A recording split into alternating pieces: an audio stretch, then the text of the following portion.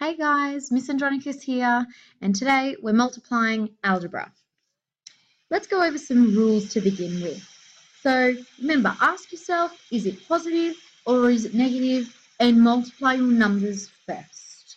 Then we can multiply the variables. Let's try a few examples.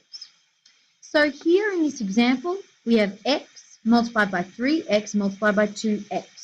So let's go over this. We have no number here. Technically, our coefficient would be a 1, but remember, we don't put that in there.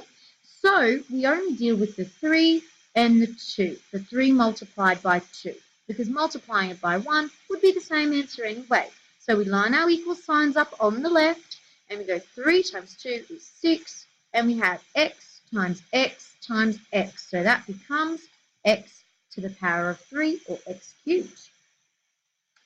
Another example here would be 4 times, well, 1 really, so it would just be 4, and that's all positive.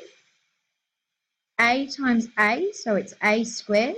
B times B would be B squared. Do one variable at a time. The third example, here we have a negative and a positive, so we know straight away with one negative and one positive, we're going to have a negative answer.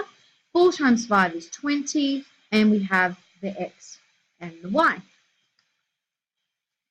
Example number 4, we have they're both positive. 4 times 8 is 32. We have an x. We have a y times a y, so a y squared, and we have a z squared. Try for alphabetical order, remember, for every time.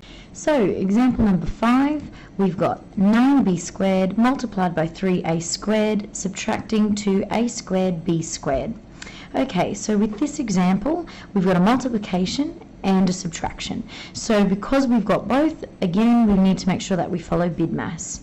So equals lining up at the side, 9 times 3 is 27.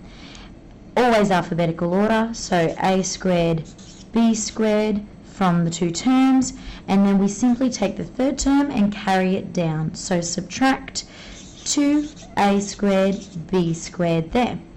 Now, if we look at this very carefully, we can see that we've got like terms. So we've got the a squared, b squared there, and the a squared, b squared there, and we can connect those two like terms.